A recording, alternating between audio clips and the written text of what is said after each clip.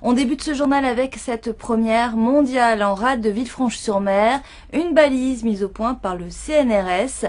Elle a été mise à l'eau pour étudier le milieu marin, une bouée équipée de capteurs dont l'Observatoire océanographique espère bien vendre quelques exemplaires à l'étranger. Marie Morin et Jean-Christophe Routier.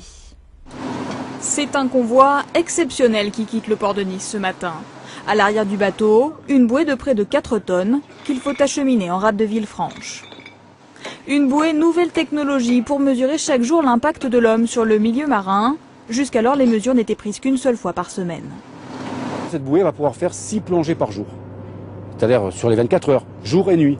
Donc là, on n'a pas le problème de bateau s'il est en panne, si on manque de personnel. Là, la bouée, si l'état de la mer le permet, automatiquement, elle va faire une descente des capteurs de 0 à 100 mètres, remonter, faire des mesures de tous les 25 cm comme un scan.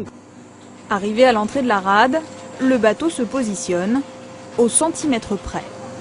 Commandant, je vais larguer et on larguera à la base.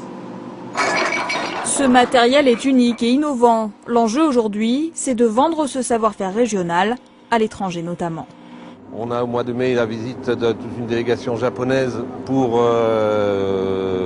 montrer notre savoir-faire, pour leur prouver qu'on est capable de faire des choses extrêmement performantes et pertinentes. Objectif, créer ainsi un véritable réseau de surveillance pour l'aménagement du littoral. Un réseau utile à tous, aux scientifiques bien sûr, mais aussi aux collectivités, aux ports, aux industriels par exemple.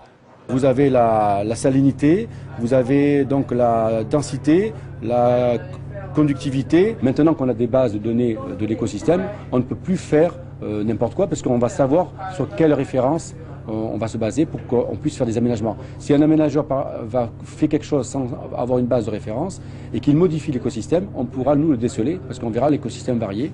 Un écosystème à préserver, la Méditerranée est un des points forts de la biodiversité planétaire.